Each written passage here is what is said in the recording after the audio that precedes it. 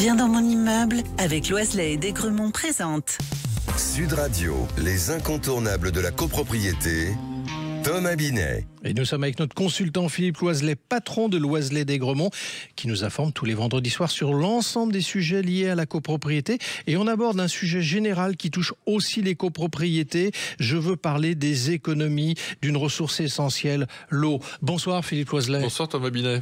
Philippe, pour commencer, pouvez-vous nous expliquer pourquoi la réduction de la consommation d'eau est devenue un enjeu majeur pour les copropriétés aujourd'hui? Effectivement, la gestion de l'eau est un enjeu majeur pour les copropriétés, et ce pour plusieurs facteurs.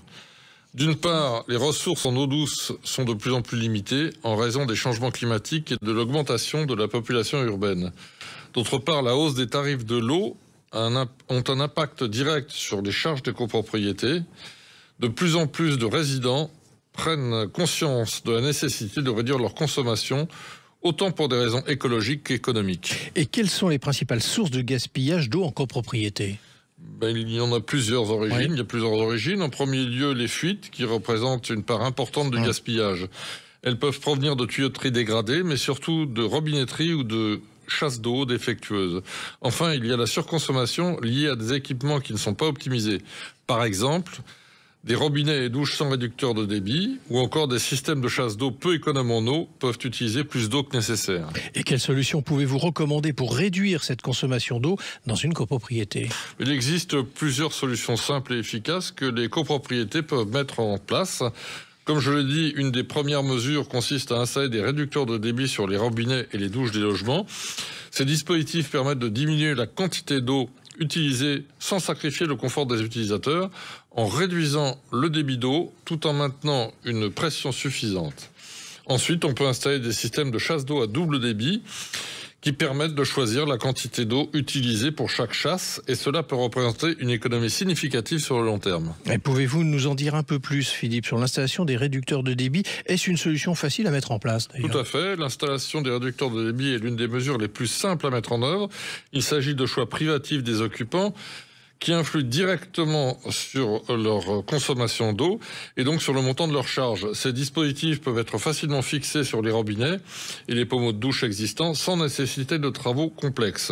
Ils fonctionnent en limitant la quantité d'eau qui s'écoule tout en maintenant une bonne pression. Par exemple, un robinet classique consomme entre 12 et 15 litres d'eau par minute, tandis qu'un robinet équipé d'un réducteur de débit peut limiter cette consommation à 6 ou 7 litres par minute. Cette réduction multipliée par le nombre de logements dans une copropriété peut se traduire par des économies importantes sur la facture d'eau. Ceci étant dit, y a-t-il d'autres solutions technologiques qui pourraient aider les copropriétés à mieux gérer leur consommation d'eau? Eh bien oui, par exemple, les compteurs d'eau intelligents, ou dits intelligents, Oui. sont de plus en plus répandus. Ils permettent un suivi précis de la consommation en temps réel et peuvent détecter les fuites d'eau et les surconsommations anormales. Cela permet d'agir rapidement pour résoudre un problème avant qu'il ne devienne coûteux. Et que diriez-vous aux copropriétés qui hésitent à investir dans ces solutions d'économie d'eau, du coup? Je leur dirais qu'investir dans des solutions d'économie d'eau n'est pas seulement une question de réduction des factures à court terme, mais aussi une manière de se préparer aux défis futurs. Les tarifs de l'eau continueront probablement d'augmenter avec le temps, et la raréfaction de la ressource deviendra un enjeu encore plus pressant. De plus, ces investissements amélioreront souvent la qualité de vie dans la copropriété. Par exemple, des installations modernes comme les réducteurs de débit ou les compteurs intelligents peuvent apporter un réel confort aux résidents. Et bien sûr, il ne faut pas négliger l'impact environnemental. Chaque goutte d'eau économisée est une contribution directe à la préservation de notre planète. Philippe, un dernier mot pour conclure sur ce sujet, sur l'eau et l'économie d'eau? Bien, la gestion d'eau doit être une priorité pour tous. Il existe aujourd'hui des solutions simples et efficaces pour réduire la consommation d'eau et elles sont accessibles à tous. En adoptant ces mesures, les copropriétés peuvent non seulement réduire leurs charges, mais aussi jouer un rôle important dans la transition écologique. Merci Philippe, et on vous retrouve vendredi prochain pour un autre numéro d'Oser Investir, les incontournables de la copropriété. Et pour ce qui me concerne, je vous retrouve tous les soirs de la semaine, 18h50 et dimanche matin dès 9h30 sur Sud Radio dans la matinale week-end. Sud Radio, les incontournables de la copropriété, Thomas Binet. Avec Loiselet et Desgremont, bien dans mon immeuble.